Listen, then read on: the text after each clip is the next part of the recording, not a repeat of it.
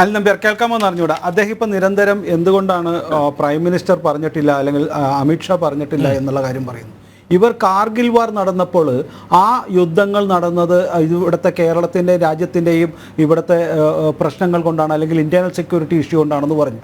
അതുപോലെ തന്നെ പുൽവാമ അറ്റാക്ക് വന്നപ്പോൾ ഇവർ പറഞ്ഞത് അത് രാജ്യത്തെ പ്രധാനമന്ത്രി തന്നെ അല്ലെങ്കിൽ അമിത്ഷാ തന്നെ നടത്തിയതാണെന്ന് പറഞ്ഞു. ഇവർക്ക് എവിടെ നിന്ന് വിവരം കിട്ടിയിട്ടാണ് ഇത് പറഞ്ഞത്?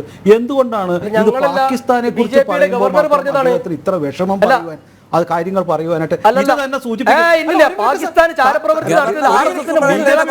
ാണോ താങ്കൾക്ക് ആർമിയുടെ ചീഫിന്? അല്ലല്ല ഒരു മിനിറ്റ് ഞാൻ പറഞ്ഞു തീരട്ടെ. അംഗീകരിച്ചുകൊണ്ടല്ലോ ഞാൻ പറയട്ടെ. ഇവിടെ ജനാധിപത്യപരമായ ഒരു മര്യാദ ഞാൻ പ്രതീക്ഷിക്കുന്നുള്ളൂ. ഞാനൊരു മര്യാദ നിങ്ങൾ പറഞ്ഞു കഴിഞ്ഞാൽ ഞാൻ നിങ്ങളെ പറയിപ്പിക്കില്ല. ഞാൻ പറഞ്ഞു കഴിയട്ടെ. ഞങ്ങളുടെ മുൻ ഗവർണർ പറഞ്ഞ കാര്യത്തെ ഒരു ശരി മതി. ഇത്ര ഗവർണറെ കേൾക്കുമ്പോൾ, ഗവർണറെ വിശ്വസിക്കുമ്പോൾ നിങ്ങൾക്ക് ആർമി ചീഫിനെ വിശ്വാസമില്ല, അതുപോലെ തന്നെ ഈ പ്രതിരോധ മന്ത്രിയെ വിശ്വാസമില്ലായിരുന്നു, നിങ്ങൾക്ക് കാർഗിലിൻ്റെ വിഷയത്തിലും ആർമി ചീഫിനെ വിശ്വാസമില്ലായിരുന്നു, ഞങ്ങൾ പ്രധാനമന്ത്രിയെ വിശ്വാസമില്ലായിരുന്നു, അന്നത്തെ പ്രധാനമന്ത്രിയെയും. ഇവിടെ സലീം മടവൂരൊക്കെ ഇന്ന് വാജ്പേയിയൊക്കെ ഉയർത്തി പറയുന്നുണ്ട്. നിങ്ങൾ ഈ പറയുമ്പോഴെല്ലാം നിരന്തരമായി നിങ്ങൾ മനസ്സിൽ അറിയാതെ പറയുന്നത് നിങ്ങൾക്ക് ഉണ്ടാകുന്ന ഒരു പ്രത്യേക താല്പര്യത്തെയാണ്. അത് മനസ്സിലാവും, ഞങ്ങൾക്ക് സാധാരണ ജനങ്ങൾക്ക് മനസ്സിലാവും. ഞാൻ അത്രേ ഉദ്ദേശിച്ചിട്ടുള്ളൂ. ഒരു ഇവിടെ നടക്കുന്ന പ്രശ്നങ്ങൾക്ക് കാരണം ഒരു ആർമിയാണ്, ഒരു പാകിസ്ഥാനാണെന്ന് AK ആന്റണി വ്യക്തമായിട്ട് പറഞ്ഞല്ലോ. നിങ്ങൾക്ക് AK ആന്റണി വിശ്വസിച്ചൂടെ? AK ആന്റണി അന്ന് 8 മണിക്കത്തെ പ്രസ്താവനയിൽ കൃത്യമായി പറഞ്ഞിട്ടുണ്ട്, ഞാൻ പ്രതിരോധ മന്ത്രി ആയിരുന്നത് കൊണ്ട് എനിക്കറിയാം ഇതിൻ്റെ പുറകിൽ പാകിസ്ഥാൻ ആർമിയാണ് എന്ന് അദ്ദേഹം വ്യക്തമായിട്ട് പറഞ്ഞില്ലേ?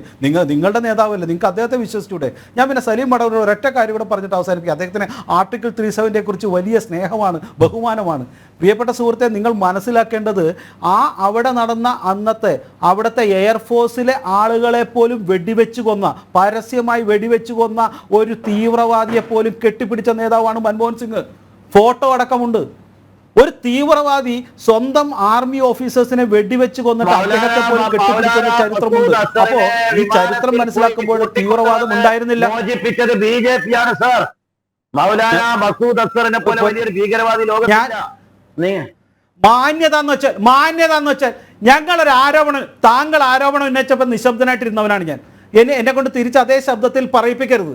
അപ്പോൾ ഒരൊറ്റ കാര്യം മനസ്സിലാക്കുക, ഇത്തരത്തിൽ ആരോപണം നിങ്ങൾ പറഞ്ഞ മുഫ്തി മുഹമ്മദിൻ്റെ ചരിത്രവും ഞാൻ പറയണ്ട.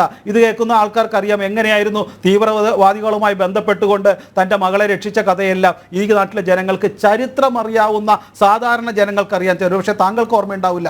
അതുകൊണ്ട് ചരിത്രപരമായി ആർട്ടിക്കിൾ 370 എങ്ങനെയാണ് മാറിയെന്നും അവിടെ ഭരണകൂട കർത്താക്കളുടെ സ്വഭാവം എങ്ങനെയാണ് മാറിയെന്നും ഇവിടുത്തെ ജനങ്ങൾക്കറിയാം. അതുകൊണ്ട് കൃത്യമായി ആർട്ടിക്കിൾ 370 മാത്രമല്ല, അവിടെ ചില ഭരണപരിഷ്കാരങ്ങൾ കൂടി നടന്നു. അതുകൊണ്ട് അവിടെ നടക്കുന്ന എത്രയോ വർഷങ്ങളായി ഇല്ലാത്തത്ര വളരെ സമാധാനപരമായ രീതിയിൽ അവിടെ കാര്യങ്ങൾ നടക്കുന്നു എന്നുള്ളത് കൊണ്ട് ഭരണകർത്താക്കൾക്കൊന്നും ഒരു വ്യത്യാസവും വന്നിട്ടില്ല എന്ന രീതിയിൽ പറയരുത്.